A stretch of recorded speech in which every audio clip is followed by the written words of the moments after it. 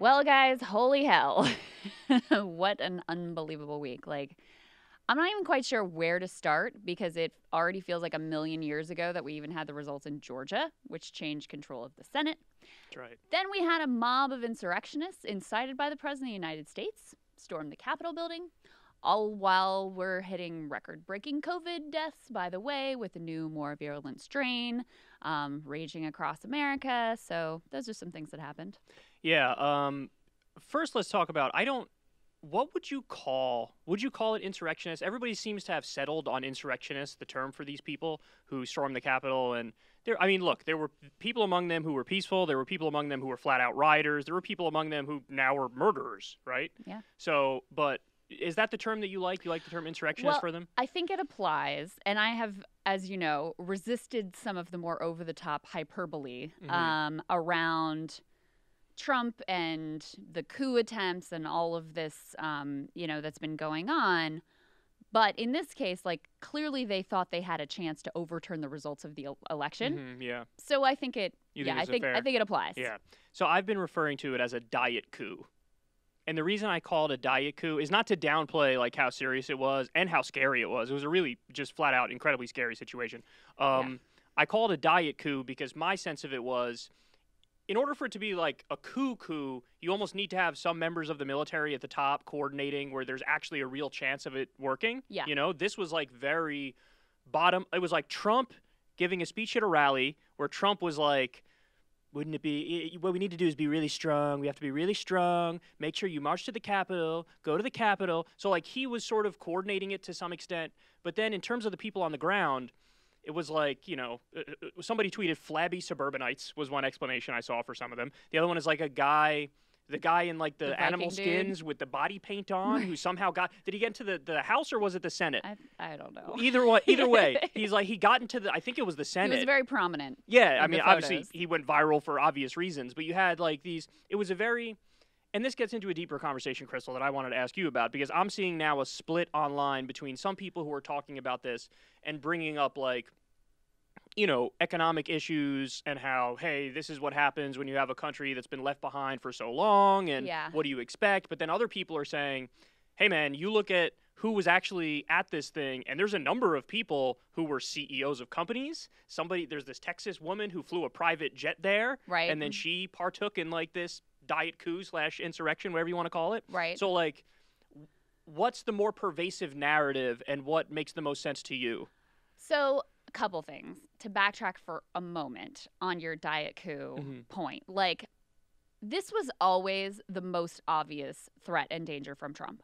Like, you knew, if you've been watching and paying attention to how he operates, you knew he wasn't going to have his shit together to, like, no planning, get the military and have a real plan in place to actually stay in the presidency, right? That was never the danger. But the intent is there. The intent is 100%. The intent is there. He's as authoritarian as it gets. If he could do it, he 100% would. Like that. But he's also completely lazy. Yes. He's a total coward. He's not going to storm the fucking barricades. He's also dumb. He's also just very stupid. He's just going to, and he's lazy, all of those things.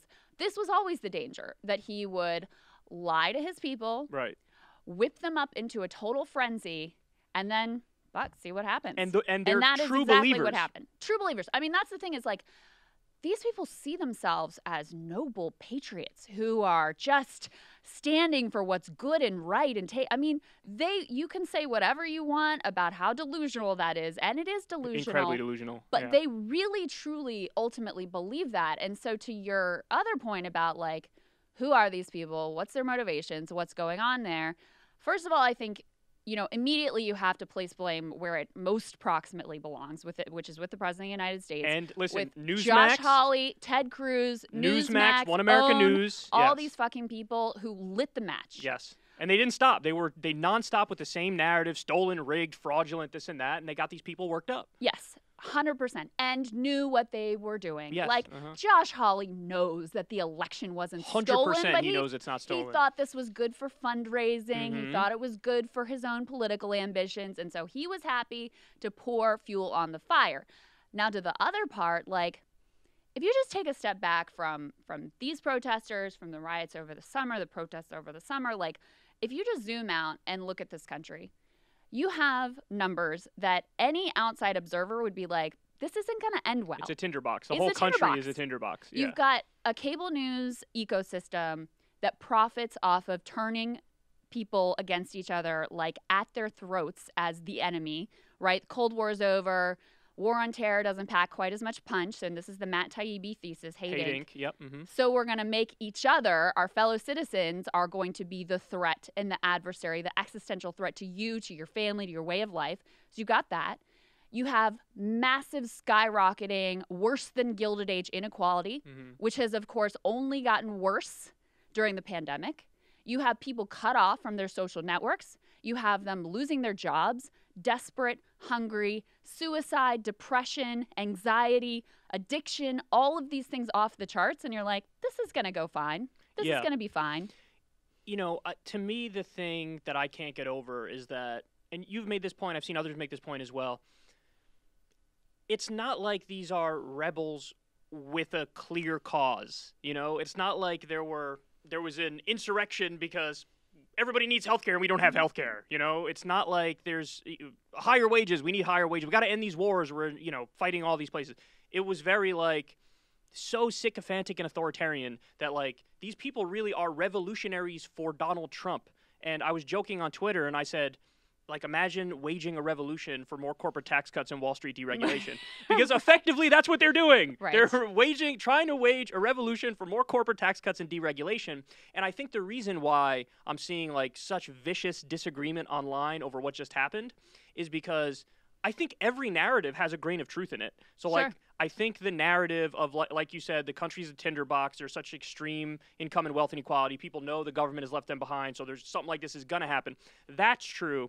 But then it also is true, like the ideological argument that this is the fault of Donald Trump, Newsmax, One American News Network, and when you have really rich CEOs attending this diet coup attempt, for them, it's not a matter of like economic anxiety or whatever. For them, it's a matter of like, I have been brainwashed into thinking that Donald Trump is the savior of everything. And if you oppose Donald Trump, you're wrong and you're the enemy. So I think that's why it's so hard and there's so much fighting online over this, is because every narrative has a grain of truth. A point that a million people have made, which is totally true, is that if it was Black Lives Matter or if it was some group of Muslims, of course they would have. Are you kidding me? They wouldn't have gotten on the property of the Capitol. They would have been Not even out close. on the road. But since it was, and listen, some of the cops were in on it. We saw that. But then beyond that, some of the cops are now dead because they weren't in on it and they got caught up in this whole 56 injured in terms of 56 officers. injured? I didn't know it was that 56 injured officers, one dead, bludgeoned to death with a fire extinguisher, and another one on life support is my understanding of the current situation. But I want to say we interviewed on Rising Ken Klippenstein this week, and he said, you shouldn't think of it so much as like they were, you know, welcoming them in. And granted, we saw pictures of selfies. We saw the video that's kind of in dispute of them like opening the gates. But he said it's more that people have their like biases and they brought them to work. And so they allowed their own ideological blind spot to prevent them from preparing for this eventuality. Like, this was obvious to anyone who was just looking at the facts that this was a possibility. I mean, not a guarantee, not that you know for sure, but people are openly on social media like, I'm going to storm the Capitol. And then the president's like, we're going to march to the Capitol. How the hell are you not prepared for that? And it's because a lot of law enforcement is more ideologically aligned with the president and right wing and sometimes far right wing. And so they see a bunch of what they see as patriots coming in town and they're like, there's no problem here. This is going to be fine. Well, it's like that tweet that went massively viral, which is like, we spend $750 billion annually on defense and the government was toppled in 20 minutes from the Duck Dynasty guys. Right. And, you know, and so, and what was the other part of it? I don't remember the other part of it. But it was like Chewbacca. Right, yeah, the guy in the Chewbacca bikini. Like, that's exactly what happened. But anyway, so there's a million things we could say about this. I do want to give everybody a little bit of a tease as to what they have to look forward to. We have Bhaskar Sankar coming on this week. Excited. Bhaskar is he's the founder, editor, and publisher of Jacobin. He's former vice chair of the Democratic Socialists of America. He's the author of the Socialist Manifesto, and he's written for a bunch of publications like the New York Times, the Washington Post, the Guardian, and the Nation. And so we're going to talk to him about this and probably a million other things and get his thoughts on all this. And I'm really excited to have Bhaskar on because, in my opinion, he's somebody who's greatly undervalued and underrated for what he brings to the table. He's really is an ideological force, and every time I've read something of his or listened to him speak, it's always really interesting and really well thought out. He is one of there are many, obviously, contributors, but he is one of the true founders of the current left. I mean, when they started Jacobin, and Jacobin's been very influential for me in terms of my thinking. And I've said before, like, I started reading and I was like, oh my God, I can't believe I'm allowed to think these things. Yep. Like, people actually think this and they say it and it's okay and you're allowed to do this. So he has been really instrumental in just creating the space in America for a left even to exist. So I'm really interested to hear his thoughts on that. But it's a perfect time to have him because he's such a thoughtful guy.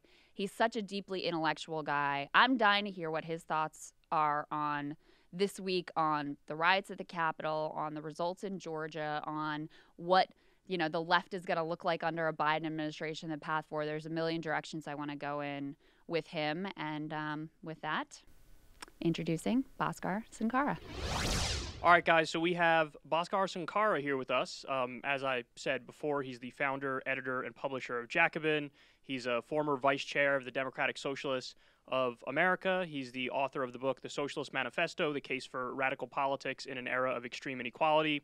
And he's written for publications like Vice, The New York Times, The Washington Post, The Guardian, and The Nation.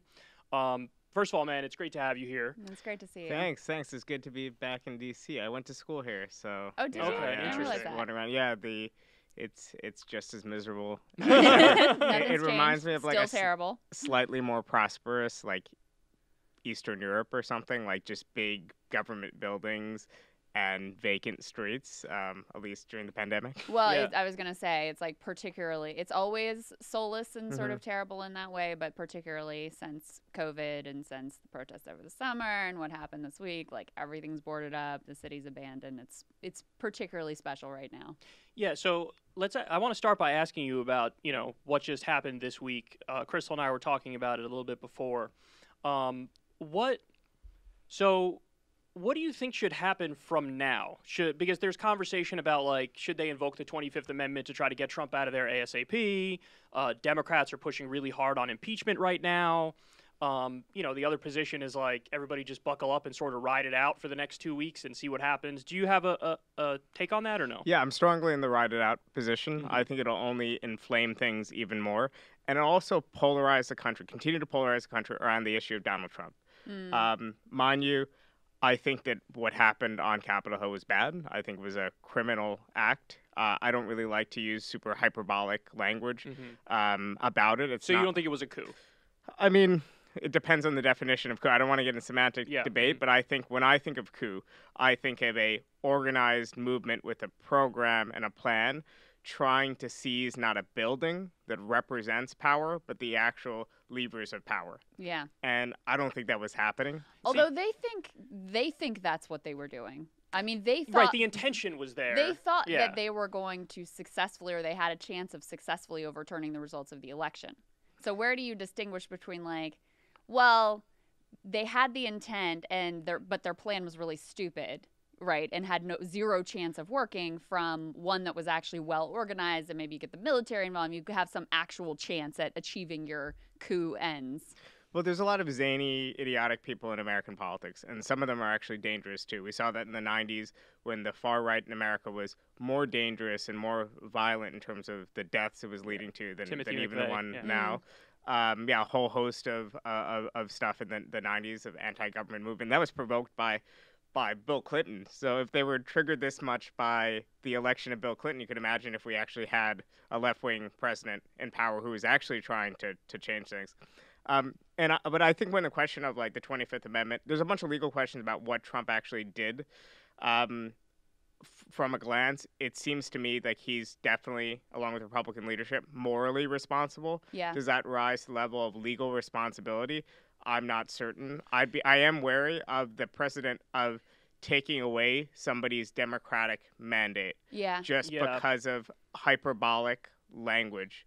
So, and I think that's a very dangerous thing, and we just have to be cautious because everything's going to blow back on the left. You know who populates both the center left and the center right in this country, self-described center left in this country. It's a bunch of former CIA operatives, literally. These are the people. So you're saying whatever we do now, the precedent will inevitably be flipped back on the left. So if we invoke the 25th Amendment for what Trump did, then it's easy to imagine a situation where you have a president who might ideologically be in alignment with somebody like Bernie Sanders, and then like they'll look for any excuse whatsoever to invoke the 25th Amendment on him, right, or her. Yeah, I definitely think that's a possibility. Obviously, they're going to try to do it against the left anyway. So that's but to me, it's also a question of one, principles, of course, of democratic mandates and so on, but also a question of what do we want politics in America to be about? What do we want the conversation to be polarized around?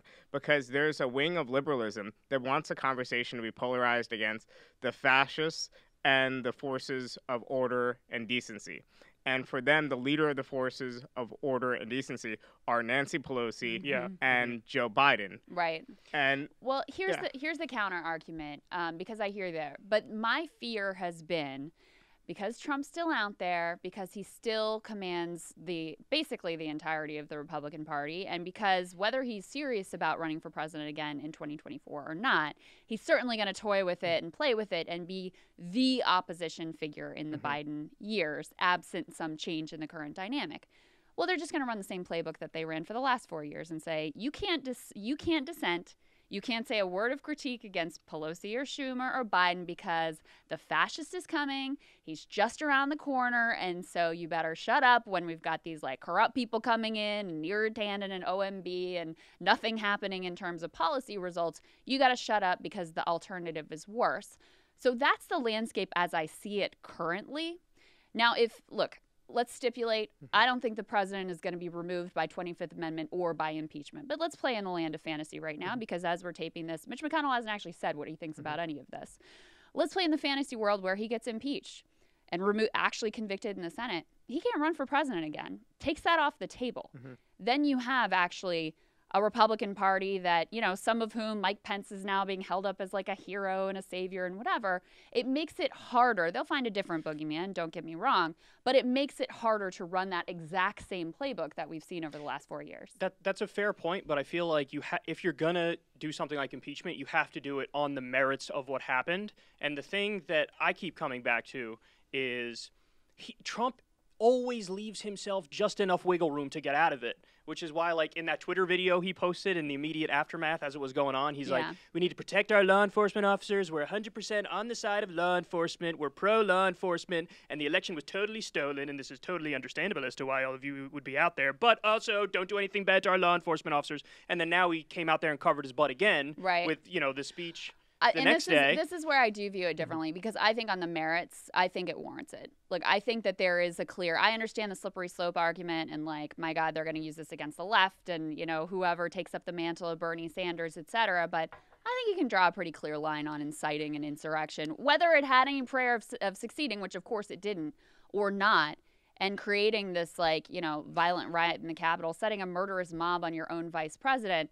I think there is a line that you can draw there. And, as a matter of fact, impeachment is not it doesn't rely on legal remedies, right? It is the remedy that we have within the Constitution to censure and remove a president who has abdicated his duty. I think it's more appropriate, frankly, than 25th Amendment, which was really meant for if he's completely incapacitated.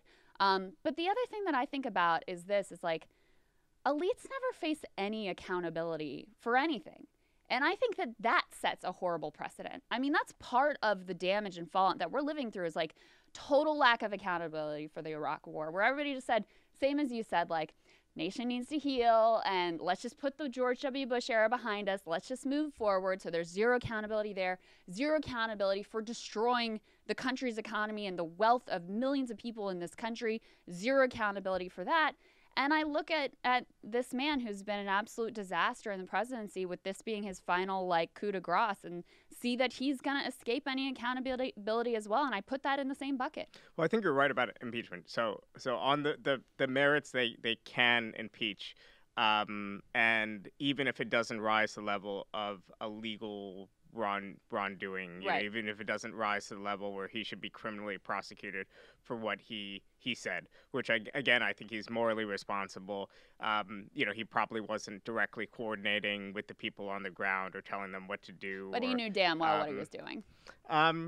He's speaking out of both sides of his mouth the whole time. Yeah. That's what he does. That's Trump. Yes. But then again, I think, what do we want from politics in the next 4 years? Now, I think the specter of Trump isn't going to go away, and the specter of Trumpism isn't going to go away. Neither is the attempts of Democrats to use that specter to try to get the left in line. Right. That's going to happen regardless. No matter what. I think we're on stronger terrain if, as soon as possible, we shift to the understanding that the enemy number one, starting in a couple weeks, is going to be Joe Biden. And the enemy number one is going to be the people standing in the way, capitalist elites and establishment figures on both sides of the aisle, standing in the way of a jobs program, a different policy on trade, Medicare for all. And I just feel like when it becomes about the left now taking responsibility to shore up this institutional order that has always been against us. And by the way, I definitely think that I'd rather have some sort of institutional order and some sort of flawed Republican democracy than no democracy at all. So I'm not saying the worse it gets, the better, but it really shifts things in a direction that isn't necessarily productive for us.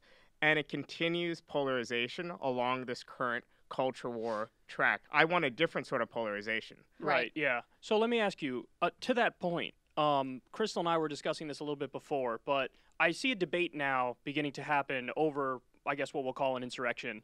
You have some people saying, hey, listen, what the hell do you expect to happen when the country's a tinderbox and you have such extreme income and wealth inequality? This is going to manifest in a bunch of different ways, whether it's, BLM protests or this or, whatever the initiating factors are, something like this is going to happen. And there's a class element here where it's like most of the people who are out there live in poverty and degradation and have no hope and have sort of latched on to Donald Trump, the figure, to like fight back against the establishment, even though Trump is not doing that. It's inarguable he's not doing that, but they think he is. Do you view this through like a sort of a sympathetic lens to the people who are out there, or the other side of the argument is, well, some of the people who were at these protests were wealthy CEOs who were just drunk on Newsmax, and so if anything, there should just be condemnation and not necessarily some sort of understanding of what's going on? How do you view that? Well, I don't intrinsically have a lot of sympathy for the hardcore fringe of people who are out there and on the front lines, as opposed to a lot of working class people who did, for various reasons, vote for Donald Trump that I think should command sympathy. But at some level, I mean, all the consequences from this, like Crystal was saying, was going to flow to these 50-something people that were arrested. Obviously, several people among them who are dead. And obviously, Trump is going to enjoy a nice retirement. He's probably going to head to our neck of the woods, to his golf course, and in the New York area, where we've known about him for a very long time as just this TV guy next door. And in a way, he was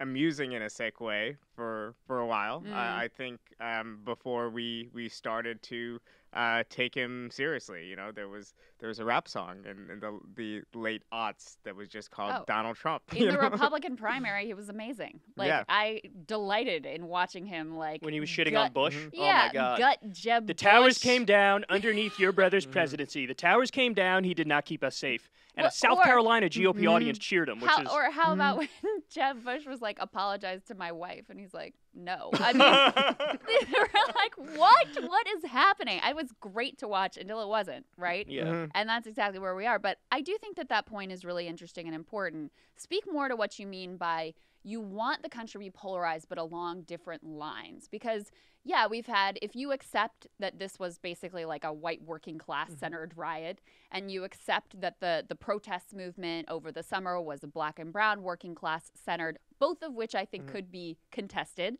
but let's allow for that, then you've had pitchforks coming from every aspect of the working class, just not in alignment, right? And that's the way that elites keep power, is by keeping people polarized along these lines that you're saying. So what does that look like today, and how do you ultimately change that? Because I think that is the central challenge for the left.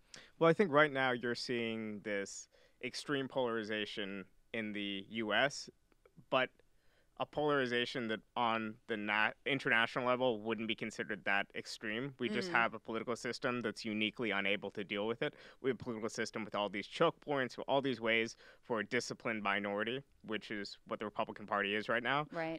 To just prevent government from doing anything. That's And then, of course, that creates a feedback loop where people say, government cannot improve my life, therefore politics cannot improve my lives, and it fosters even greater cynicism and this kind of right-wing anti-establishment feeling and sentiment. So you have Biden, who basically says, my pitch is we could go back to the pre-polarized time. And he recognizes the only way you could get things done in the existing U.S. political system and the existing balance of power in the U.S. is compromise and bipartisanship and whatever else. It's not just rhetoric for him. I think he does understand that. Then you have Trump, who just seemed like he was going to be some sort of anti-establishment, right-wing populist force for good or evil, but it turns out that he's really just a nihilistic egomaniac. Yeah, that's exactly right. And he would have actually won if he delivered like one thing to organize people. Literally one thing. Yes. Anything. Because he even gained some black and brown working class He lost votes. the suburbs. That's why he lost. He lost the suburbs, and in the upper Midwest, he probably lost some white industrial workers and other people too. But in general, what you're seeing is the continued de-alignment of the Democratic Party. And that's what I want us to focus on, the fact that Joe Biden got elected and the Democratic Party won an election, but it won an election by a narrow margin, not at the presidential level in terms of popular vote, but overall, if you count down ballot races, it won in a narrow way in extraordinary circumstances. Right. And we've seen the continued cohesion of a highly educated suburban base of the Democratic Party, wealthier than ever before, less rooted in a multiracial working class than ever before. So how do we fight against this de-alignment? Well, I think it comes down to the acknowledgement that white workers, Latino workers, black workers, miscellaneous workers, no, I'm just kidding, that we all want the same things. If you actually look at polling, at least of white workers, Latino workers, and black workers, the top 5 priorities are the same, just the order is different. And that should be common sense because we're dealing with a lot of the same things. And everybody wants to see themselves and their families taken care of, have some basic dignity and security and whatever else. And economic egalitarianism is popular.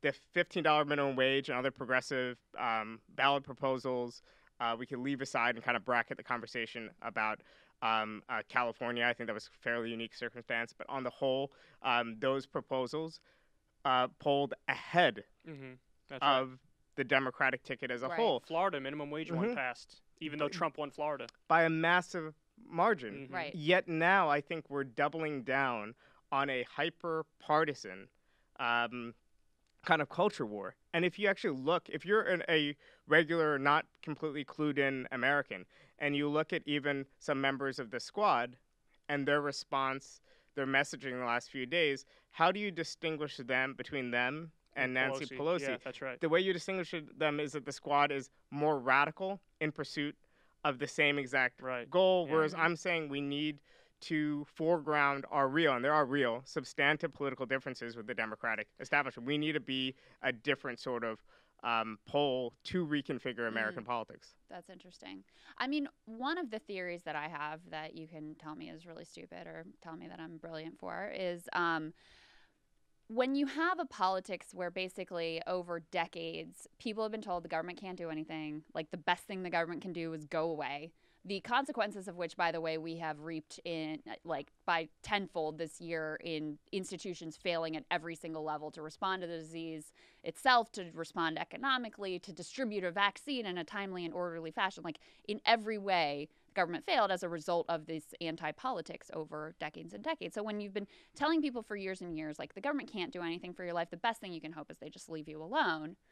And you have a politics where the only things that you see the government doing are the things you really don't want them to do. Giving more tax cuts to rich people, passing more terrible trade deals, getting us into new wars. That's the only area where you see actual movement and cooperation to get people to believe again that, like, no, actually, the government could be a force for good, could do good things in your life, and could improve your material well-being and provide you with a level of security. Now, there's no guarantees in life, and that doesn't guarantee happiness or anything else, but at least could provide a reasonable floor under you.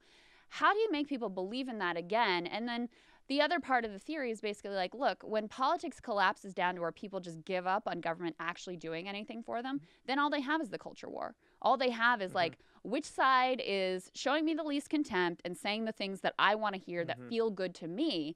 And that's all that politics become about. And I think that's where we are right now. It's almost like a chicken or the egg problem for us, because we need to actually deliver victories for people to see the difference. I do think the coronavirus pandemic has made a difference in that people are across the spectrum demanding government action. Yeah. So it used to be, not very long ago, that the economy was this special cloistered off thing that was only talked about in purely apolitical terms, and you have to let the economy work and adjust, and pain was part of the economy, and whatever else, in return for dealing with some extra unemployment and some extra suffering, we get more price stability. I mean, that was the trade-off that it seemed like there was almost consent among some working class people for that, but not anymore. The question is really, why isn't the government doing more? And I think that's a good starting point. I think that's true. You had everybody racing to be in favor of the $2,000 checks. That's what we just saw happen. It's probably one of the major reasons why Georgia went the way it went, is because it's like, who could be louder and more in favor of the $2,000 check? So you're right. There is definitely a shift there. So let me ask you, because the vision you were laying out previously is certainly a vision that I share, Crystal shares it, many on the left share it. But ultimately, that really was Bernie Sanders' argument, and that really was like the whole focus of his campaign. So let me ask you, I certainly have my answers and my theories, but why do you think Bernie Sanders' campaign failed? Well, I think he was going up against a well-established candidate who people knew, people trusted, and who had the highest perceptions of electability. Right, and ultimately, the number one issue for Democratic voters was, can you beat Trump? Right. And we're talking about a primary, too. So we're not talking about activating a coalition of semi-regular and non-voters to win. No, we're talking about mostly closed primaries, and can you win these closed primaries?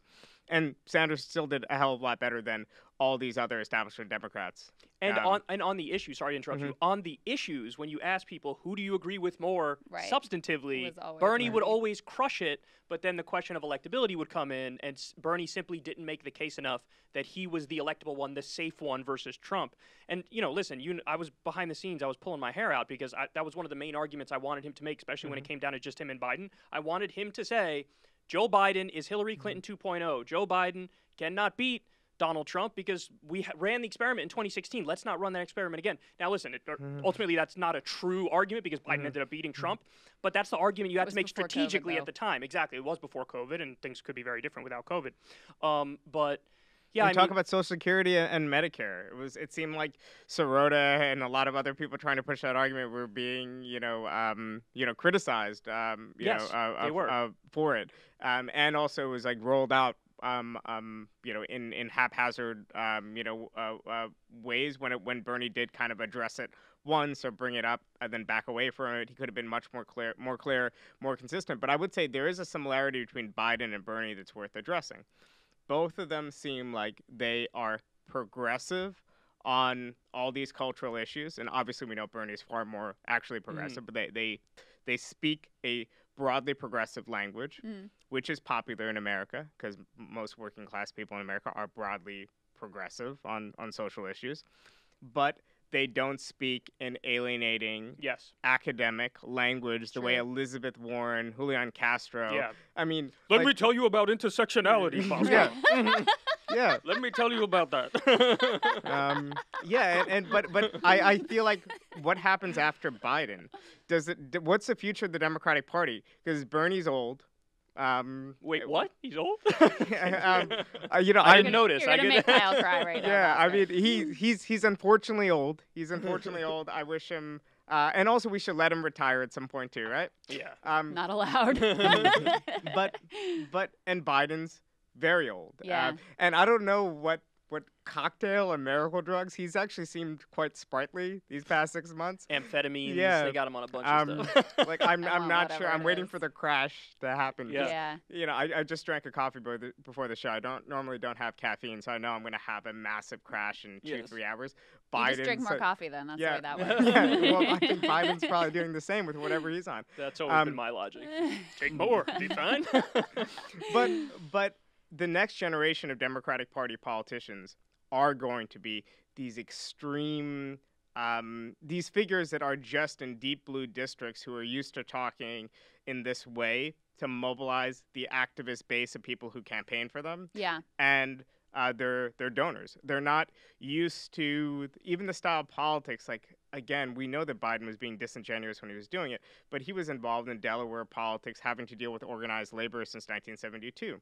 He is more at ease talking in a union hall. I know it's become this kind of bear track, wine track cliche, but there is some truth in that, because embedded in that style, it's like a time capsule what the Democratic Party used to be like. Where even if you're a shithead Democrat like Biden is, you would have to interact and engage with regular people. And I think that's also the reason why he resonated with a lot of black working class older voters too. The same sort of style. Yeah. It's the aesthetic of Joe Biden. It's how Joe Biden appears to be in terms of his actual voting record with NAFTA and all that stuff. It's like, no, you're kind of a standard corporate Democrat in many ways, but the aesthetic is like, and Trump has this too in a sense. He's got the faux straight shooter appeal, even though he's not a straight shooter. Well, and it is true. I mean, I thought the best moment at the DNC, the most compelling moment, was the woman who was the elevator operator who spoke. And there had been that great moment between her and Joe Biden on his way up to his New York Times editorial board meeting when they half-endorsed Warren and Klobuchar, right? So out of touch. But the woman in the elevator, like, she had a personal, emotional response to him, and she had a great,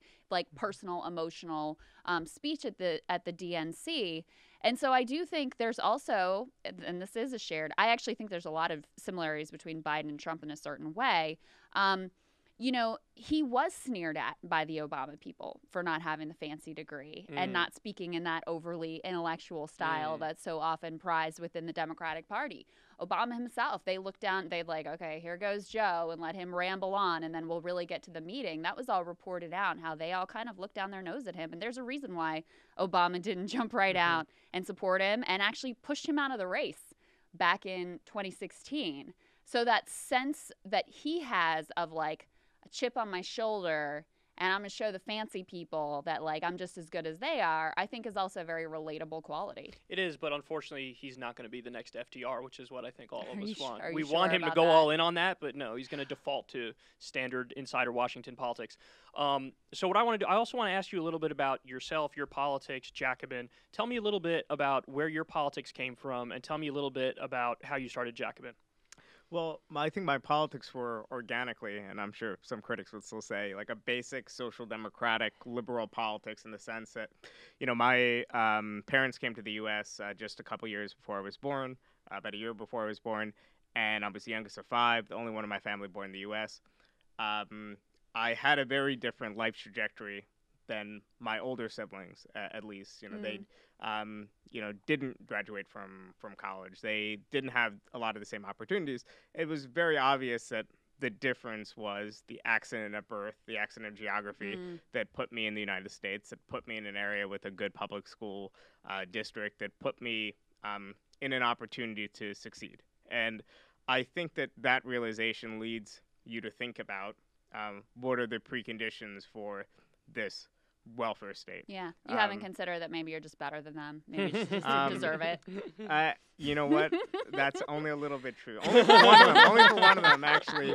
I think 2 of them are probably innately, all of them are nicer than me. 2 of them are probably innately a little bit smarter than me, too. He's really got an answer for that. I know. But, so it became very obvious. And then the interest in Marxism and the far left was mostly at first like an academic intellectual interest, and then eventually I merged the two. So from Marxism, you get a sense of history. You understand that so much of change in this world, so much of history can be explained over the struggle over power and resources. Who gets to dictate decisions about the way a society is structured, about what the priorities are. You know, I'm glad that human beings got to the moon, but we made it a national priority to get to the moon. Right. We never made it a national priority to end joblessness, or to end homelessness, or to create a national health service. So you think about these elements, and it is sort of unlocking a lot of history and unlocking an understanding of the world. And I think those of us steeped so much in politics underestimate to what extent like a materialist understanding of the world is very innate and natural, but kind of becomes unschooled from us. Yeah, especially again, the Georgia race that proves it. Now all of a sudden the material conversation came back up, the $2,000 checks, and that became the defining thing of the race. Yeah, you know, Warnock literally ran ads that said, "Vote for me, and you will get a $2,000 check." And oh my God, lo and behold, it worked. Yeah, it's like that straightforward honesty is what people I think really liked in Bernie. But for me, this understanding that, you know, if you actually want reform and you want things to be better, it means not just advocating for better policy. It means figuring out who's standing in the way of that better policy and figuring out how do you politically defeat them. Yeah. Right, yeah. And then understanding the arc of social democracy, realizing that even if we win temporary concessions, we're still going to have this class of people that ultimately, at the end of the day, have the lever of power in their control. They have the ability to withhold investment, the ability to say, well, we're just not going to, you know, create this new factory or this new firm or whatever else. And this capitalist class, you know, it's just language we don't really use in America. We think about the market economy. We don't even use the word capitalist economy because it's just taken for granted that this is just the way things will always be. Talk to me about the founding of Jacobin. What the idea was. What did that look like? What did it feel like? Just take me through that. So I was actually in D.C. at 19th and F. You know, I was a undergraduate at George Washington University. I had a experience already on the left. You know, I was from age 17 a member of the Democratic Socialists of America, their youth wing. I had great connections with a lot of you know, wonderful organizers and thinkers, and I was really absorbing their information and everything, like the experience of going to like little protests against, from I guess the big rallies against the war to little protests against like a planned privatization for like the healthcare plan for New York City workers. You know, so for me, the moral conviction was there, and I had just enough, I guess, experience to make it happen, but not enough to realize how much work a publication would be. I assumed this was like a project for a couple of years. Yeah, I assumed it was a project for a couple of years. And then at no point did I ever decide, like sit down and decide this is what I'm going to do for the next decade or for the rest of my life or whatever else. I just kind of spiraled into it. But the goals were twofold. One was a goal internal to the left. Now, 10 years ago, the left had a lot of great things going for it, but it was very much stuck in that WTO protest, 1999 moment. There was a popular book in the early 2000s, Change the World Without Taking Power. And I think that defined a lot of the left. The commitment still to resistance, but the lack of a belief that we had an agent of change. So people didn't often talk about the working class as an agent of change, but also that we had a goal, we had a mission beyond just kind of bearing witness. Yeah, so let me ask you, to that point, one of the things I've noticed is that there are these competing feelings on the left where, on the one hand, the left seems to want to be an edgy subculture and also, like, maintain that, like, outsider credibility in a way. But there's a problem because if you are an edgy subculture, you're by definition not the mainstream, and you're not getting positions of power. So I've noticed that as a problem for a long time. And like you just described how, you know, Marx was big in getting you involved in politics. For me, it was more Chomsky. But I guess my question is, Do you ever feel that either if it's me talking about Chomsky or you talking about Marx, or if you get too much into the theory angle of politics or you get too insular with the identity stuff, that can basically be a barricade, a roadblock to ever having the left really break out to be the mainstream of politics, where you speak the language of regular workers and, you gain their respect and their support in that way? Do you think we get too intellectual and too edgy and too much of a subculture? Well, the left-wing economist Joan Robinson used to say that we should have Marx in our bones, not Marx in our, mouths. Right. And I think that you could explain any idea, any theory, but as long as you do it in a way that seems to resonate with people's lives and experiences and seem relevant, then it works. And I think our goal is to be mainstream, but to still be anti-establishment. I think that's what people like about, let's say, a figure like Bernie. Bernie was someone who had so much experience on the Hill, could credibly say that he's a politician who knew people and knew to get things done, but he was still seen as an anti-establishment force. And I think that combination was useful. I also think it was strategic. Maybe it backfired, but he kept saying during the debates, my good friend Joe Biden. I think that was strategic. I think it was a reminder to people that he's within a closed Democratic primary. He's normal. That he knows these people, that he's not the left-wing version of Trump, that he's something different. So it's a fine line to walk. I think Bernie was trying to navigate it. We'll have to do it in our own way.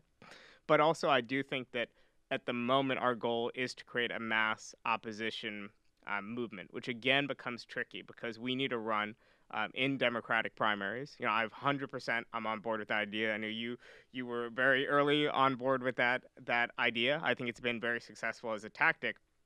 But now we have to navigate the fact that we're running and winning in closed primaries, but we also want to create a polarization against the Democratic Party leadership that is still broadly popular among working class people. Like my parents, for example, both voted for Bernie. They supported Bernie this time. Their number 2 was Biden. They kind of like Kamala Harris. They're pretty much like okay with most Democrats. They were like, we'll pick a random Democrat and be like, Amy Klobuchar, I don't like her. And, for some Mayor random Pete on the don't like list. Yeah, Gotta just be be Mayor for Pete. some random reason, like, oh, that guy was stammering. Like, what is he stammering Right, about? But I think that doesn't exist on Twitter, right? That doesn't exist in the more highly polarized and factionalized parts of American politics. Right. And what are the barriers to having that type of polarization against the Democratic Party elite from the people who are elected in these closed primaries once they go to Washington? Obviously the Squad is a perfect example here, where it seems like when AOC came in and she's protesting outside the Speaker's office and she's pushing for the Green New Deal and actually makes some progress there, and now there seems to be a different approach within the body. Like, what are the barriers to actualizing that type of politics?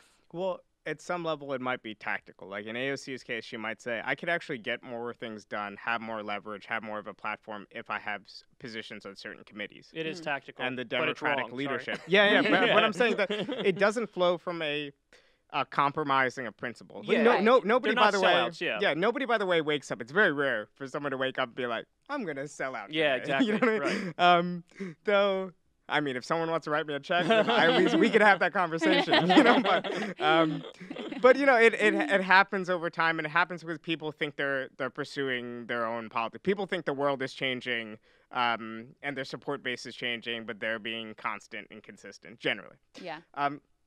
Now, I think so that's one barrier. Sure. Like the fact that they actually can confer certain benefits, and you could use these benefits to help your constituents and to help the country as a whole in your mind, at least. So on an individual decision-making basis, it may be the rational choice, but it leads you in a different direction than you would go otherwise, is what you're saying. Because you look at this and you're like, okay, I could either, create the scene and withhold my vote for speaker, and ultimately she's going to be speaker anyway, and we're just going to have this vote on Medicare for all was, of course, the big debate that was happening, and it's not going to pass anyway. Whereas the other path, I can actually see the tangible benefits I would get right now. So it may be a rational decision on that individual basis, even if long-term it leads you to being kind of just another member of Congress. So it's rational within the prism of actually existing politics.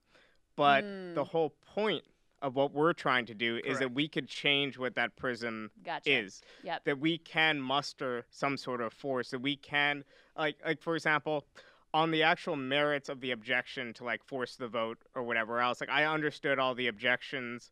I was somewhat skeptical of the tactic, but I generally think we need tactics like that. We generally need to upend the cart. It's the only way. It was the only the way. response from institutional actors on the left and other people seemed to be overly defensive. Like, I don't feel like it's my job to necessarily defend organizations that have a lot of dues-paying members or defend, fairly powerful members of Congress or whatever else, because I don't really see like disproportionately working class people getting angry about an issue as a problem. If anything, we just need to channel that energy and channel that spirit into a different sort of tactic maybe, but we need to use it because the existing status quo, we're not on the pathway to winning what we want to win.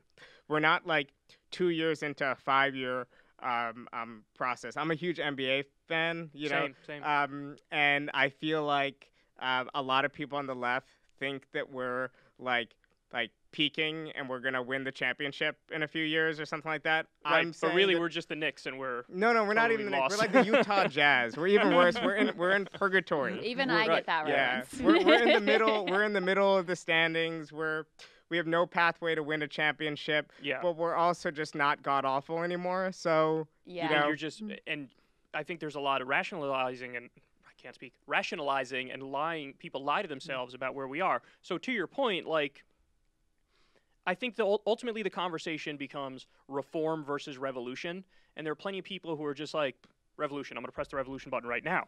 But in my objection to that was always like, there is no point A to point B. There is no like, actually, here's how this is successful. It's almost like throwing your hands up and saying, screw it all, and I want to have like a magic solution that I could just jump to. So I've always said, and this was the idea behind Justice Democrats, what if we did what is effectively the last train stop on reform railway before we get to revolution? So in other words, you use the institutions that are there, but you really work together with people who are of like mind, and you throw a wrench in that motherfucker, And so the next idea, beyond force the vote, which, people tried like hell to get him to do this, and they didn't step up to the plate. Okay, well, then the next idea would be, and I probably shouldn't say this early because I wanted to work on it behind the scenes, but too bad, I'm going to say it now because I'm a loudmouth anyway. What if the progressives, they voted as a block, say a dozen of them or so, the Justice Democrats, maybe some people from the Congressional Progressive Caucus, and they said, we're going to block every single bill that comes up because we have the power to do it, unless Joe Biden signs 5 executive orders. The 5 executive orders we're going to pick him to sign are going to be the most progressive ideas in the Unity Commission that he agreed to. So it could be some student loan debt relief or whatever. So that's reform. It's not revolution. It's reform. Nobody's storming the Capitol with guns on the left like that, right? But it also is really, really hardball, and it draws a line, and it's the haves and the have-nots, and it says, the elites are against you, and it's not just the Republican elites, it's also the Democratic elites, and I'm going to shine a light on that, and I'm going to fight for you. And I think I'm hopeful that you can get Joe Biden to sign at least 2 of those executive orders if you play that kind of hardball. But again, that requires believing in reform over revolution, but also the strongest version of reform, which is like a hostile takeover of the system on behalf of workers. Yeah, and a willingness for the media and to hate every you. one of your colleagues to hate you. To absolutely despise you. I think that's a great idea and a great tactic. The problem is we don't have a disciplined caucus. Exactly. And we're trying to get them to be disciplined, but they don't listen. But here's where I will play devil's advocate, because I've been generally on the and the discourse wars the last couple of weeks. I generally have been on the force the vote side of things, in part because I think some of the response to it was just like insane or condescending too, right. which is worse than insane because it was a very narrow, like, we have it covered, we have it taken care of, whatever else. Trust us, we've got this. But the institution building and the creation of mass membership organizations, tying in organized labor, which is a long process that obviously more of the left needs to be engaged in. Yeah. This is how you create the leverage to actually discipline members of Congress. I don't think you could just do it from the bully pulpit of media platforms. And it's a difficult thing. I think we kind of need both. Obviously, they're not mutually exclusive. But I think what we need to pursue is a strategy that remembers that we're trying to create many different kind of fissures in American politics, that we want to be distinct from the mainstream of the Democratic Party, while at the same time recognizing and fighting the threat being posed from the right wing of the American political spectrum. So maybe on certain issues, we're in coalition with the liberals because we don't want to see American democracy completely eroded. Right. But on other issues, we want to actually say there's a huge difference between Nancy Pelosi and little things like the freezer thing or whatever else that people want to just pretend was just like Parler or whatever else. Like, obviously, it is that, but it's also the fact that it just shows how out of touch these people are. They don't even when they're trying to be nice and they're trying to give you a glimpse inside of their families and their homes, they're trying to humanize themselves, they just reveal how far from normal they are. Right. And it's not even her fault. It's just, if I had that much money and I had that's a great fridge. If I had that, like, that ice cream looked delicious. Yeah. Yeah, but it also was like, ridiculously expensive. And we covered that on Rise. You probably covered it. It was during a crash, like as the economy was imploding and everybody was losing their jobs and COVID was destroying. And she's on a late night talk show laughing as she's eating, like, somebody called it designer ice cream. Designer ice cream. I mean, it was like a perfect let the meat cake moment. And by the way, it turned out the ice cream maker is like a big Democratic donor too, which oh just my like God, completes that's cherry the on circle. top. But that was one of those where, we thought it was interesting, and it was before it really blown up, and so we did the video on it, not really thinking that much of it, and it was one that just went crazy. It was symbolic. Yeah, symbolic. Because it touched that nerve in a way that, it's super accessible and maybe seems a little silly, but it can be the opening for more of a conversation. I mean, I do want to ask you, going back to the election results of this year and what's been much discussed, and I think is actually really, interesting and potentially important to get to the root of, is you did have, after 4 years of media and mainstream Democrats telling you every day, like, you can't vote for Donald Trump or you're racist and he's racist, and like that was the most consistent messaging coming out of the Democratic Party. And then you have him increase his share of the minority vote, which actually was enough of a shift that you helped to de-racialize the American electorate, which had been increasingly splitting along racial lines. Like, what do you think is behind that? Because obviously we know how he's actually governed. He governed exactly the way that like a George W. Bush would govern in terms of economic policy by and large. So it's not like the material policies were, radically different than what came before. So how do you explain that? So I have a good soundbite answer, but I'm going to try to actually think about this, just because this is like home turf. So I won't give you my soundbite answer. But I think in part it's a return to pre-2008 norms where the Democrats are winning minority voters, but especially with Latino voters, it's not so radically skewed as it became. In the dynamics of the next few That's a good point. Races. I think part of it is some of the advantages of incumbency. So Donald Trump, when you got your stimulus check, like I actually got a physical check because, I guess I didn't put in my like account number and routing when I did my taxes the year before. You get a letter from Donald Trump being like, enjoy this money. So you voted for him because of that, right? No, I wrote in Jill Stein. Decided to make it 3 in a row, third time's the charm. So I think that there's all these factors, but what is probably the most glaring thing is that turnout was up across the board, but the place where it was up the least by far was in working class Black areas.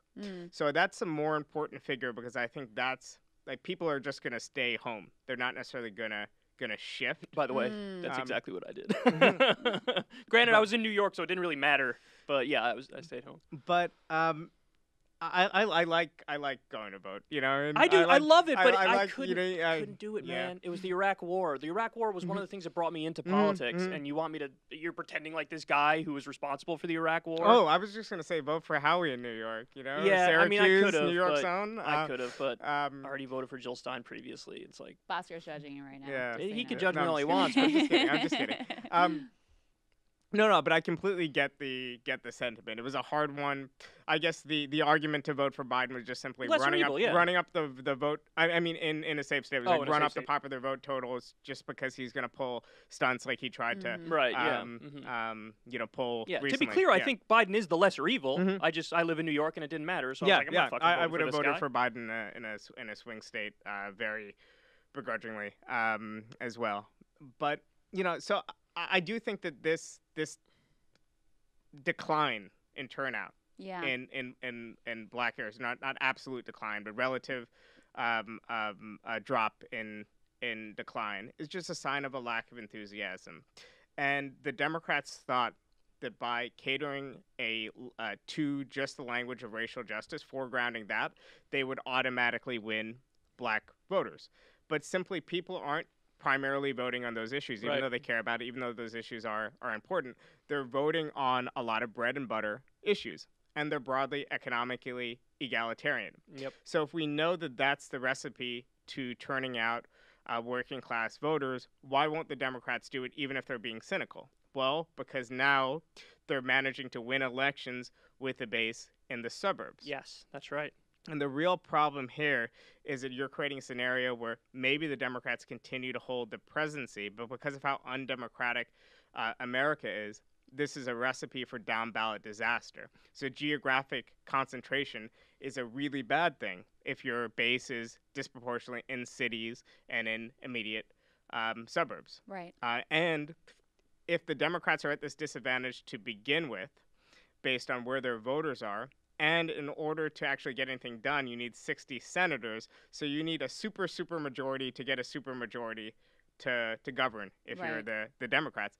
It seems to me that this is absolutely disastrous. And if Biden's the best mainstream center-right Democrat, or however you want to describe him, at talking to working class people because of his history, because of his rhetoric, like we were discussing before, what's going to happen next?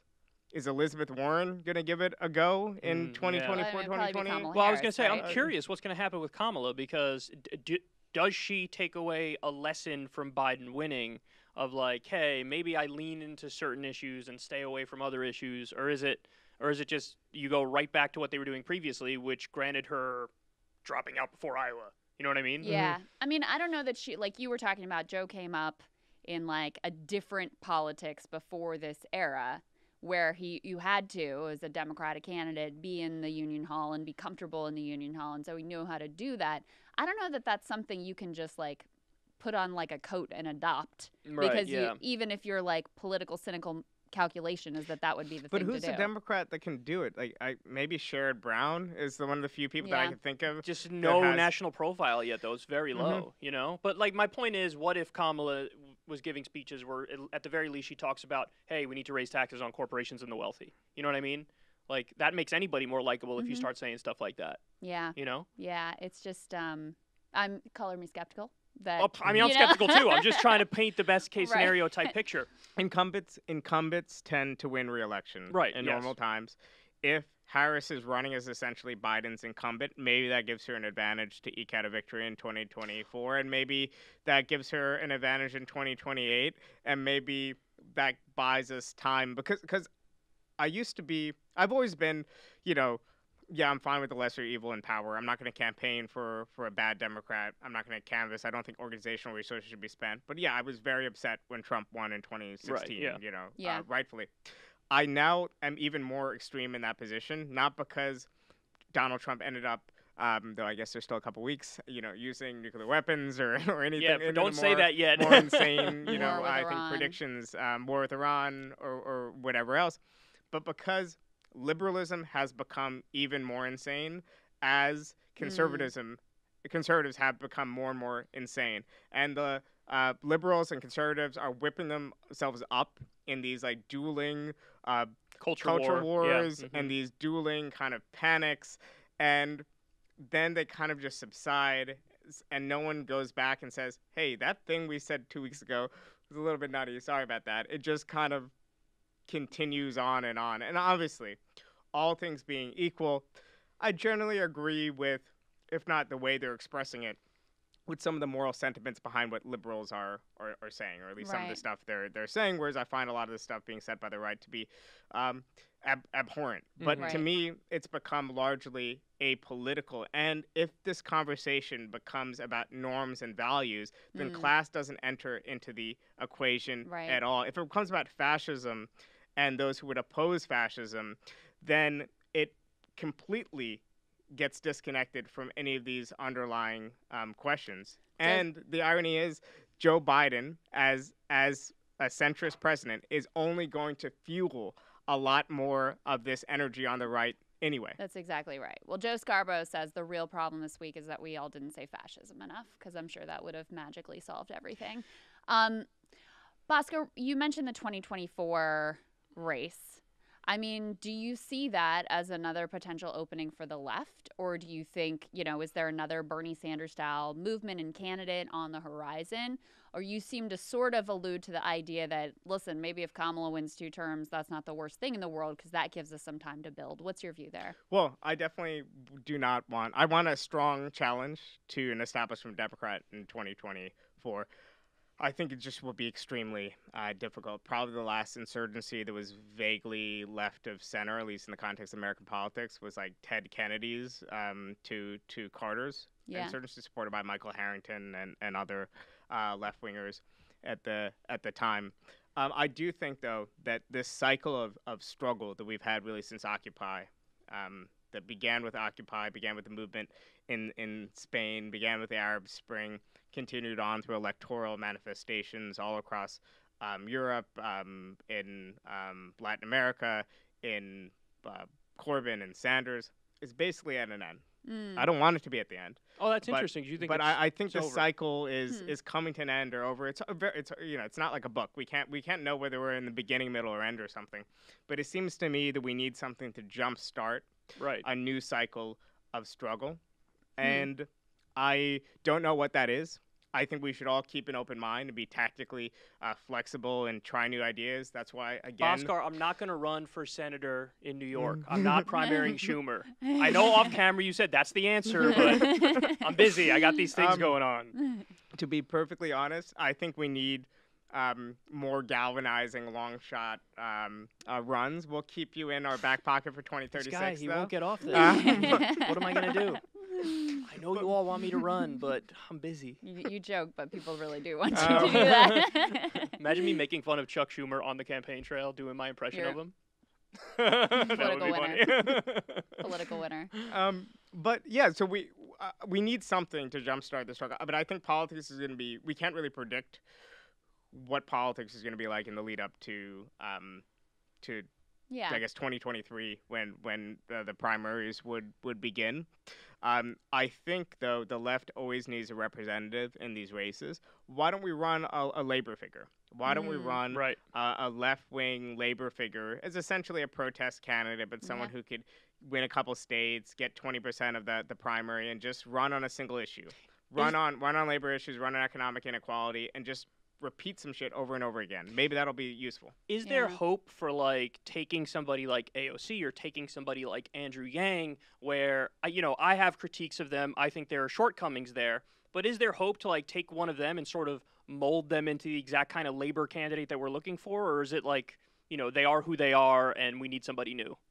Well, I think AOC is great for what she is, and I think what she's done well is foreground a few issues like Green New Deal and bring it into the public discussion, foreground it as an issue in Congress where people have to say yes or no to it, and use her bully pulpit in Congress quite effectively. And she's capable of speaking in a really populist idiom at times. Her highlight, like can I do another bad basketball analogy? Please. I'm trying to think. Actually, very early promise of like Andrew Wiggins, and let's just assume supposed to be the next Kobe or Jordan. And still could have been if we were in a time machine. So I think there's a potential there for her to really, like at certain moments she shows flashes of something just like incredible. Now, is she suited to be a national politician? Like I don't know. I think there's a lot unique about Bernie.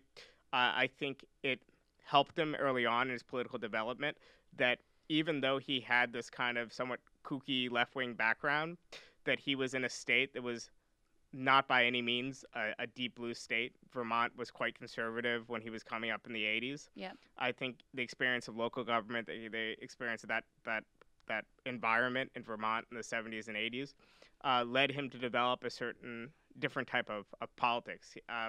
He was like, frozen in time in the best way. He was the legacy of a left that could directly draw its lineage to like Debs and Thomas and all these other struggles, whereas I think AOC reflects a lot of the strengths and weaknesses of the contemporary left. Right. So there's some insularity there that I think is a problem. You're too insular, too in your own bubble, and that I always try to talk, and I fail at this from time to time, of course, but I always feel like when you're crafting arguments, when you're talking about these things, you want to do it as if your biggest enemy is listening and they want to come after you. So you craft it in a way where you can even appeal to those who don't agree with you much. And I don't see a lot of the national left-wing figures trying to do that. If anything, they lean into the opposite approach. Yeah. Because of the incentive structure. Right. They have their activist base that turns out in these overall fairly low turnout primaries, not relative to other primaries, but relative to just like a democracy around the world, where a handful of dedicated activists and small dollar donors can give you such a huge advantage. That's really your base, right? So if your constituents are a little bit more skeptical on a particular issue, it doesn't really matter that much because they're going to vote for you in the general anyway, and you're broadly on the same page enough with them that they're not going to defect. Yeah. So you're really catering to your base. Same thing where all these like insane Republicans, like they are responding. I should say they're not insane. They're responding to pressure from within their party. Right. The QAnon types who just got elected. Yeah. You can't denounce QAnon. I don't think there's not a single Republican. There's probably one. That's it. Who actually gives any credence to this QAnon stuff. But you just can't say it. It's like, Trump was asked about it in one of the like town hall things, and he was like, I hear they're really against pedophilia, and I don't like pedophilia, so I think that's actually a very good thing. I think pedophilia is wrong. It's very clever.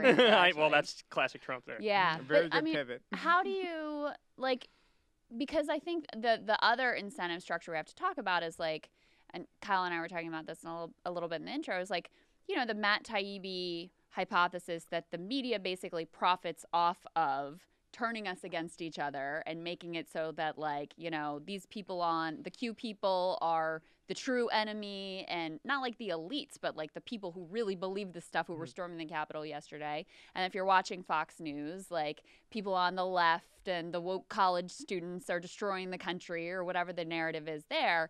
And so you create this existential politics that essentially makes solidarity impossible.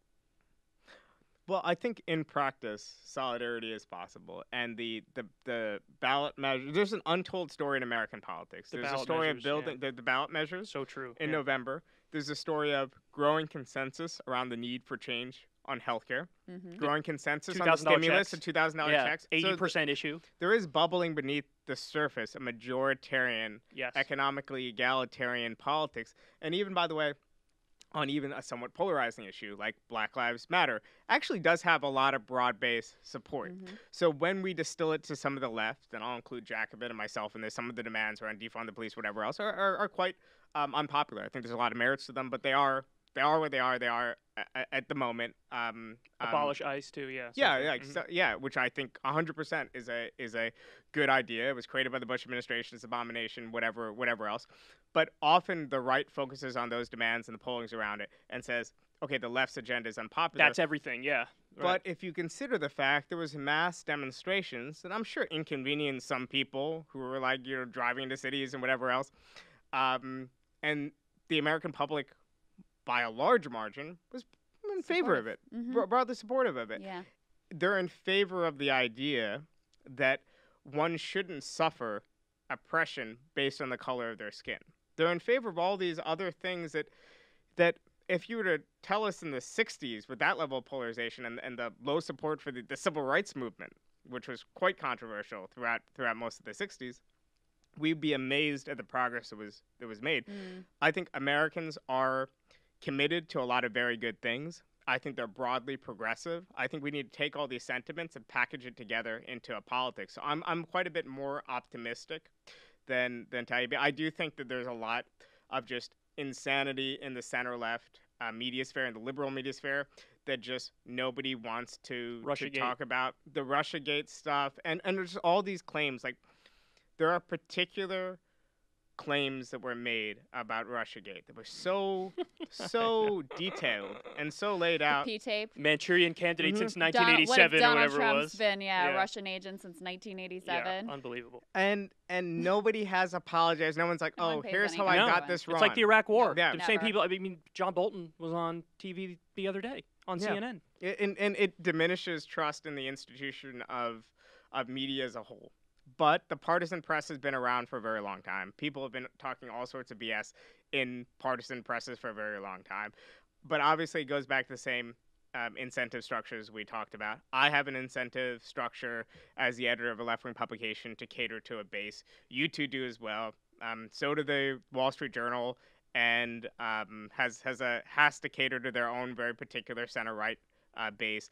The New York Times audience is largely a liberal audience. They have to be cognizant of it. So all this media is partisan media, and there's less and less broadly accepted national platforms. And this is kind of the norm throughout a lot of American politics. We're kind of back in many ways to both the press of the Second Gilded Age, the inequality, the First Gilded Age, the inequality of the First Gilded Age, and some of the hyper partisanship of the First Gilded Age, including the lack of class politics in that partisanship. Can you actually discern the difference between a lot of, besides for maybe the populist run in the 1890s, you can't really discern which one's more working class, the Republican Party of the late 19th century or the Democratic Party of the late 19th century, because the divisions were on the basis of identity. They were very geographic. And I have a feeling that we're back in that situation today. We're heading towards that situation where class de-alignment means that the Democrats are seen as, this is the party of minorities. This is the party of a segment of the working class in big cities. The Republicans, they're the party of certain segments of big capital. They're the party of some of the working class in rural areas. And that's it. And then the avenues for our politics are even more narrow. Let me ask you a very broad question that you can take where you want, but something I've been thinking about and just interested in your view on. What is your definition of patriotism, and what do you think about patriotism? Well, I would say that I like the United States of America. I like it despite a lot of the terrible things in the United States of America. And for me, I think seeing beneath all the venality and all the inequality, the core of something that could be really great is important because it keeps me going, it keeps me optimistic. And also just at a geographic level, it's a beautiful country, right? And I think having that mentality and attitude is important to actually do politics because you have to believe that things could be better and convince yourself that it isn't all a crap in order to do politics.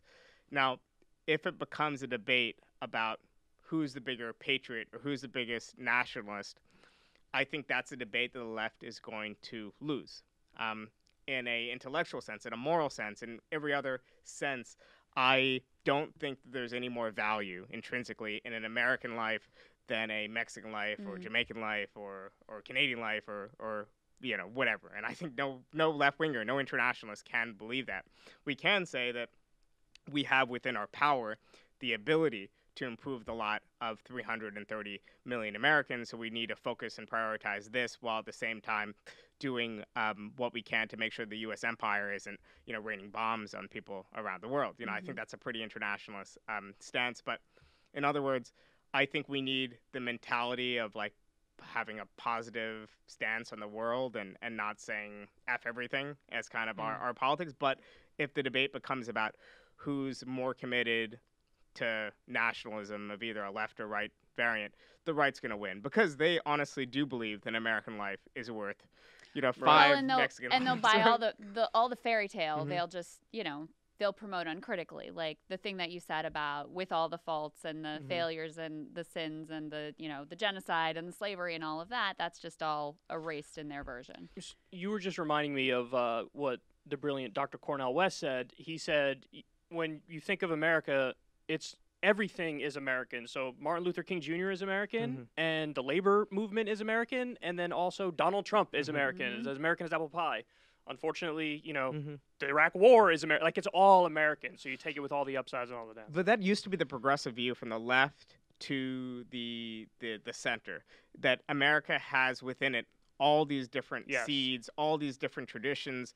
The Communist Party would name it's like Paul Revere March and whatever else in the 1930s. They would try to find parts of the American tradition to grapple onto. Some of them were a bit tenuous, like a Thomas Jefferson book club to read books, Lenin books. Probably didn't make a lot of sense. They had it.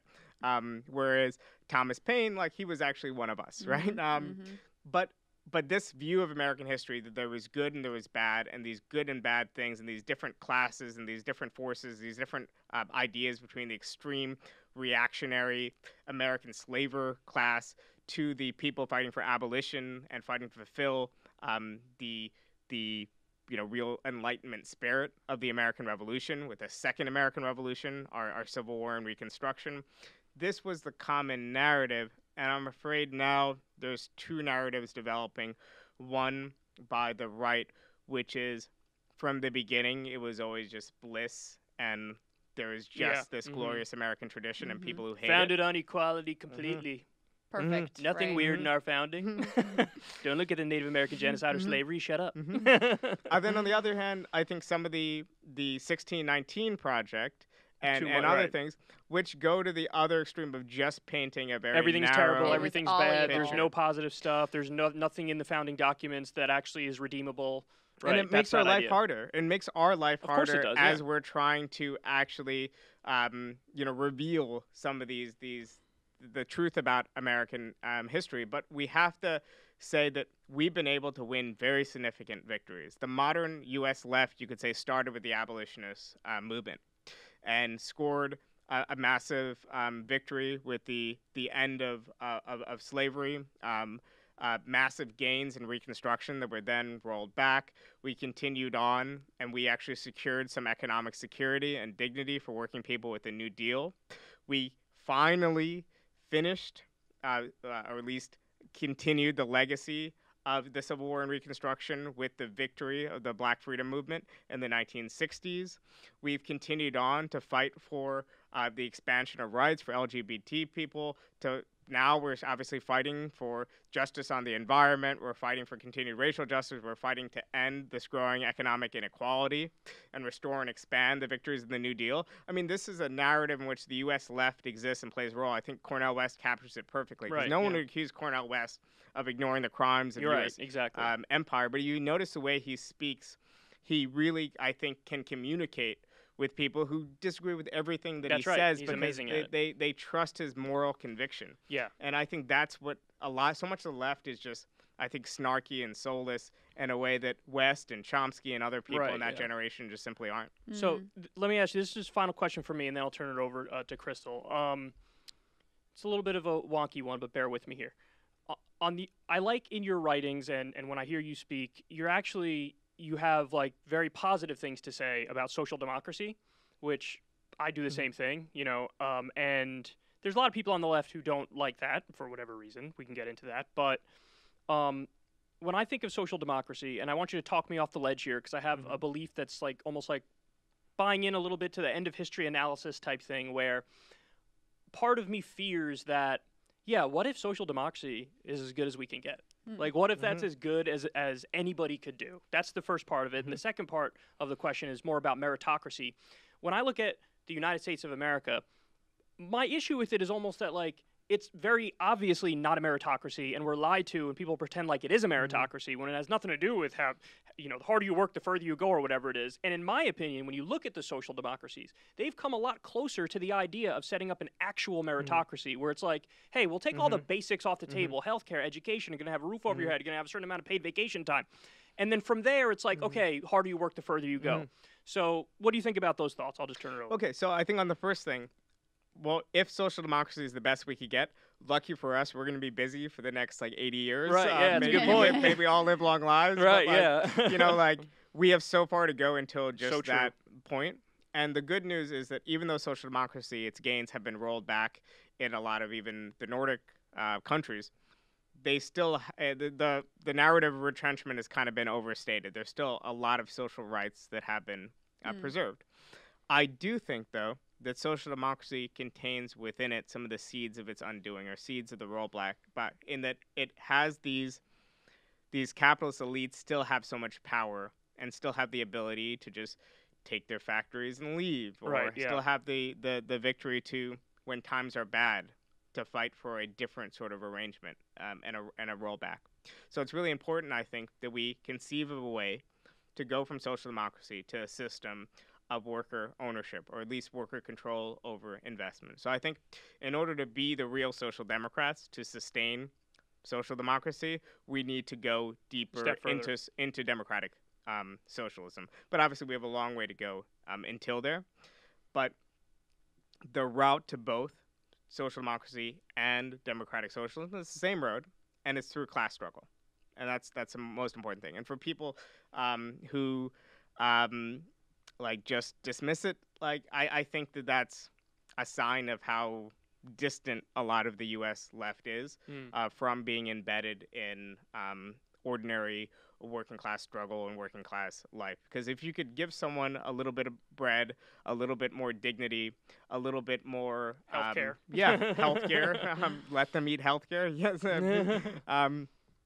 then I think we would have had made a very, very massive advance and difference. And again, it doesn't derail us from our ultimate goals for those of us who are socialists. It's only, I think, a very tiny fringe, I should say, of the U.S. left that believes the worse it gets, the better. And the worse it gets, the worse it gets. Literally, it's a tautology. Yeah, there's no guarantees that that's going to bring you to a better place. Every successful movement of the unemployed, for example, was united with employed working class people in unions, because in and of itself, the unemployed find it very difficult to organize because they're busy trying to survive, and they're busy trying to find a job. And the unemployment movements or charities based on just philanthropy fall apart very, very quickly. That's the historical record.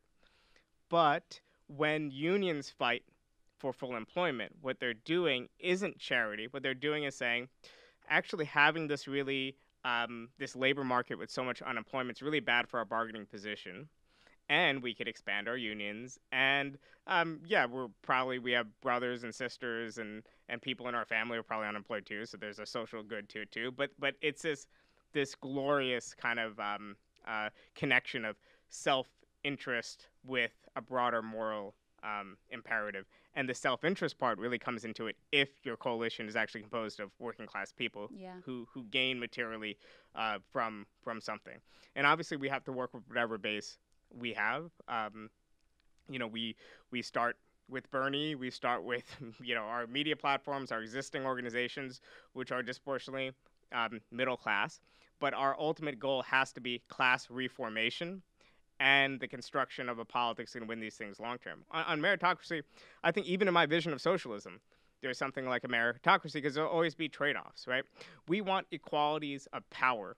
That doesn't necessarily mean total equality of income because we want different things potentially. I might want to work 25, 30 hours, maybe 10 hours less than you're working because you choose a little bit more consumption, whereas I value free time. And I think there's other things where we want to know the names of all the scientists who helped develop the coronavirus vaccine, not just the companies they work for. Because in a socialist society, we'd want to celebrate achievement. Achievement for the social good, but even individual achievement. I think the greatness, everyone who has ever listened to me knows I rattle off terrible sports analogy, but the greatness of like a Michael Jordan is, yes, I know he was nurtured by society and his family and whatever else, but it's very much a singular individual achievement.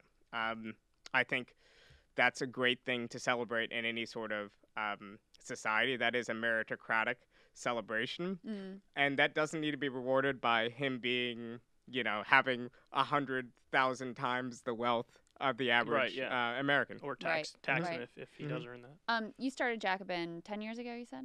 Yeah. 10 years ago. Exactly 10 years ago. What are your reflections on the past 10 years? Well, I think this has been a great period for the U.S. left, in that we went from being basically non-existent to being weak. And that is, I mean, honestly, that's a big accomplishment. It's a big accomplishment. It's true, though. That is a big accomplishment. But we exist on the political map, and we have a very surrounded by betas. No, but we have a tightrope. We have a tightrope to walk. On the one side, we could just totally dissolve into the mainstream and accomplish nothing. And we could look at the example of even the inspiring cases of the first wave of black elected political figures in big northern cities, the Dinkins of the world, and other people who promised a lot of change, actually really sincerely wanted to make change, but ended up becoming totally just indistinguishable from the Democratic mainstream. Right. Dinkins, from speaking at a Socialist International rally and being at Michael Harrington's funeral, to endorsing Michael Bloomberg. He was very old, and I hope senile in his last, just for his sake, so I could forgive, this act. But that trajectory is something to really avoid. But on the other hand is the trajectory of marginality, where we don't want to be just a fringe subculture. And I'm afraid that the left might have gotten to a point where we don't know that we're a subculture. Whereas when I joined the left, it was so obvious how weak we were. I'm afraid we'll rise to the size where it becomes possible to basically live within the subculture of the left and to feel like we're doing something, but to make no really wider imprint on American politics. And I think we're gonna not fall into those traps. But that's the constant battle for us between margin and mainstream. And we need to, in other words, change the mainstream by engaging with reality as it is, but not lose track of what's distinct about our politics and our vision for change. I have one more random question for you, which is, how did you come up with the aesthetic of Jacobin, which I think is so beautiful and so unique? Well, that is Rumike Forbes, our creative director, who shares our politics. Actually, quite a good writer. You should read his explanation for why he chose the kind of initial black Jacobin logo. And his idea was, he was born in Jamaica, and his idea was he wanted an embrace of the Enlightenment, and he found in the Haitian Revolution and a lot of the ideas of that period, not agreeing with people who say that the legacy of the Enlightenment, the legacy of Marxism, is a European legacy, but basically saying it belongs to the world and it finds its manifestation across the world. But the actual design, that's Rumike Forbes, and that's our graphic designers at Jacobin. I think what I deserve credit for is I know what I don't know. I basically, it's very, very hands off. Skill. You do that. I don't even look at the covers until like a few Really? hours before we go to press. Yeah, I trust Rumike, trust the team. It's worked out well, and it's less work for me They too. do an excellent job. So Tell everybody where they could find you. You should check out Jacobin, jacobinmag.com. You should. I recently told people to download my book illegally, and I got an angry email, or kind of a joking angry email. Download it legally or purchase it. Download it legally or purchase it. Though if you do have access to Google and a computer, it's figure around it out. there. And it's called The Socialist Manifesto: The Case for Radical Politics in an Era of Extreme Inequality. yeah, and it's a great book. I've read it. We had Jen Risen to talk about it, and it really is super helpful. And I said this earlier, I'll say it again though. For me, Jacobin was really important and really formative because I just didn't really know that there was other expanse of the political spectrum that I was allowed to occupy. And I'm serious. And so it's been really important for me over the past 10 years. So thank you for that. I'm really I love excited. Jacobin because you guys did a great profile on me. Oh, yeah, no, we bought him Me off. too, no big Yeah, deal. but it was because, Hey, every word was true. Every, what am I gonna say? All I'm the words amazing. were true. I'm very glad that you two are doing this show. It's like it's like a rap supergroup or something. I don't know. But So am I. Could I be Tupac? No, I don't want to die. I don't want to be Tupac. just don't be the firm. Just be a successful one. I don't know. Okay, well. Bhaskar, thank you. So great to see you. We appreciate you. Thanks for having me. So that was Bhaskar Sankara of Jacobin Magazine, and he's kind of a perfect person to have at the end of this completely insane week because he does a great job of taking all of these crazy events that fill you with lots of emotions and putting them in context, stepping back with an analytical mind and putting it in the framework of the broader struggle. Yeah, I mean, the thing I really like about Bhaskar is that he's an old school labor lefty, effectively. That's the sense I get when we talk to him, that, his politics are very similar to my politics. They're very similar to your politics. They don't say that class is the only thing that matters, but it certainly is more of an emphasis on that compared to other things. And listen, I mean, a lot of the stuff, some of his takes, I was a little bit surprised that, like his take on impeachment, for example. Yeah. I would say that when it comes to 25th Amendment versus impeachment versus do nothing, I'm as agnostic as it gets. Like, I don't know what the right course is, but what he says is basically like, everything else will make it worse if you just sit around for 2 weeks. He doesn't think anything else like this is going to happen again. Like, that was it. The flare-up was there. Now it's gone, and Trump had to do his, little apology and throw his own supporters under the bus. So it's like, if you just sit it out for the next 2 weeks, it's over, son. It's done. And if he runs in 2024, he already shot himself in the foot. It's over. He's not going to win again. So his point is, why divide more on the way out the door and, solidify the divide when now's a time where the real divide we should be having is the haves and the have-nots, or the elites versus the workers. You know what I mean? Right. His major point, which I think is really interesting, even though I think I'm in a different place than he is ultimately on this question, but he's very clear on where the polarization should be, right? He believes in a polarized politics, but one that's polarized along class lines. And so he sees any sort of Trump removal from office as exacerbating a polarization that is ultimately not helpful. That's really much more along racial lines and education lines than it is along the class lines that he wants to see it, although these things are all, of course, interrelated. I sort of feel like, in a sense, it's hard to predict what the ultimate outcome, if Trump was actually removed from office, which I think both of us believe is not going to happen anyway, but let's imagine that was a possibility. I think it's a little bit hard to predict where things would go from there because, number one, that means he couldn't run for office again. And so he is kind of then officially off the table in terms of a usable threat from the Democratic Party. They can't make him into the boogeyman that he's been for the past 4 years if he's politically done, right? So that would be one positive outcome. But he's saying basically look, whether he stays or goes, ultimately they're still going to use this threat. They're still going to use him and his movement. And if you have an even more inflamed division on that side, it's going to be even more effective of a weapon to be used to crush the left. Right. And also, I think there's a fair point to be made that you don't want to make these decisions necessarily with the consequences being the first thing in mind. The first thing in mind should be the principle. Right. The principle of it. And was there actually a violation of the law, or was there actually something that crosses a very clear line?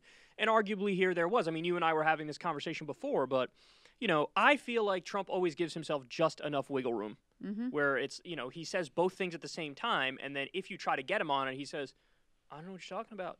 If you quote everything I said every step of the way, I said you got to protect our law enforcement. I said you got to do the right. I said you got to be peaceful. So I don't know what you're talking about. I wasn't egging him on. I was saying the opposite. You know what I mean? Well, it's not only that. He's like a classic abuser where he Absolutely. goes all the way up to the line where you're like, that's it. Yep. I'm packing my bags. I'm taking the kids. It's like, I'm no, baby, out. wait, baby, don't go yet. Come I don't back, know. but it's Come going to on. be different. Here's how I'm going to change. Here's what I'm going to get you. It's going to be, and this is the thing that he's expert at. I mean, really, how many times have we been in this place where we're like, I think this time may really be different. Like the people Proud Boys really thing. Stand back and stand by. Charlottesville, Proud Boys, the Insurrection Act, like Right. calling in the military on the peaceful protesters. Yeah. All of this stuff, and he goes right up to the edge, and you're like, this time is really different, and then he walks it back. Now, look, in a sense, I actually do think this time is a little bit different. His approval rating is going to plummet. His 100%. approval rating is going to plummet. Yeah. He actually had cabinet members resign. Yes. He actually had Mitch McConnell and not like, Mitt Romney type members of the Senate or Ben Sasse type members of the Senate be like, this is fucked up. What are you doing? So it was different in the response in a sense, but also critically, this man now lost the Republican Party, the House, the Senate, right, and the presidency. So the aura of invincibility is dead and gone. Yes, and if you're in a position in the Republican Party where you benefit from the ascendance of the Republican Party, so somebody like Mitch McConnell, and you're looking at what this man has done to your own personal position and the party that you are part of, you've got to be thinking like, this has been a complete disaster. We've lost everything now at this point. You know what it is, Crystal? It's that now the loss of the suburbs is complete. Like, that's what happened in Georgia. Total loss of the suburbs. The suburbs are still terrified of Donald Trump. Yeah. And then the very next thing Trump is in the news for is the thing that will fully lose him the suburbs. So now all you have is that hardcore 30% Trump base. But that's it. Just that 30% Trump base. And they might be ride or die for him, but it's exactly like the thing you said when Trump threatened to invoke the Insurrection Act, where you were like, this is the thing. Because what happened is in the polls, immediately after that event, we gassed peaceful protesters so you could do a photo op with a Bible. That was insanity. His numbers plummeted because what happened was those suburban voters, they actually believe in law and order. And they saw Donald Trump being the violator of law and order in that instance. Just like this. Even though he spoke out of both sides of his mouth and he did the weasel words, everybody knows what he was doing. What he was doing was like, hey, I'm fraudulent election. I'm getting screwed here. Maybe you got to take matters into your own hands. Maybe you got to be strong and tough. Oh, don't go too far. But if you got to do what you got to do, then you got to do it. You know what I mean? Yes. So it was like, it's just that little bit too far where suburban America is gone now. And like you said, if even Mitch McConnell is now making the calculation of like, I got to distance myself from this, then I'll tell you what, Trump 2024 is donezo at this point. I can't imagine what a searing experience it was for those senators and members of Congress, all of them, but especially the ones like Hawley and Cruz who asked for this shit, who helped foment this. Hawley out there with the fist pump to the rageful, murderous crowd. That picture is going to haunt him forever, and it should. And I will never get over, and I'm sure this is unbelievably searing, not just for Mike Pence, but for every Republican who's ever indulged Donald Trump. Like, Donald Trump literally sicked a murderous mob on his own vice president. And they turned on Pence in a day. I'm still amazed by that. That literally happened. Yes. And the reporting is he didn't inquire about Pence's safety. And the Pence people feel like this was all actually a setup to make him the fall guy so that the rage of the crowd would target him. That's who you're dealing with here. So in that sense, I do feel like it's a little bit different, and people who have been playing footsie with all of this stuff on the right may rethink some of their actions in the future. And look, with him out of the presidency, they'll have more of an opportunity to sideline him as much as they can. The thing about Pence is an interesting example because the thing I keep thinking about is how he was incredibly loyal to Trump every single step of the way. And it got to the point where they were telling him, listen, dude, you got to go out there and say that Trump won the election and object. Meanwhile, the whole thing in Congress is symbolic. The election's already done. The Electoral College certified it. What they're doing there is just tradition. It's just symbolic. There's no there. Did they really think that Mike Pence could go out there and be like, I don't agree with the outcome, and Mike Pence can single-handedly override this election? Mike Pence now have magical powers to change the outcome. And they turn on him over that? Over that? That's the craziest thing I've ever heard. How far gone do you have to be? Has Trump convinced himself that Mike Pence really had the ability to overturn the election and have all those people who were out there who were drunk on One American News Network and Fox? Did they really think Mike Pence could go out there and be like, yeah, I'm overturning the election? Yeah. Apparently. Yes, apparently they thought that. That's unbelievable to me. It's really interesting, though, to hear Bosker say very plainly, like, the thing we need to understand in this era that we're coming into, moving past these Trump years, not that Trump is going to be going anywhere, really, is we need to make it really clear the distance between the Democratic establishment and the country, between the Democratic establishment and the views that, you know, we hold and that would be good for the working class. He just had a real clarity around, like, that's the goal in the project of these next 4 years. They are now enemy number one, and that's where we need to be trading our fire. Crystal, oh God, we need a new FDR. How many times do I have to say this? Like, that's what we need. Because, you know, I learned this year just how much power the president has, even more than I thought. Like, obviously, the commander-in-chief angle is huge. That alone is everything. Yeah. But then beyond that, like that David Dayen article in the American Prospect, where he was like, actually, there's a really solid legal argument where you could do Medicare for all because of COVID. You could just be like, hey, there's an emergency. I have the authority to expand Medicare under this circumstance to everybody, and you just do it. Like, all the power that you have through executive order. You can abolish student loan debt through executive orders. I didn't know that either until this year. Right. Because a lot of the debt is held by the government. Right.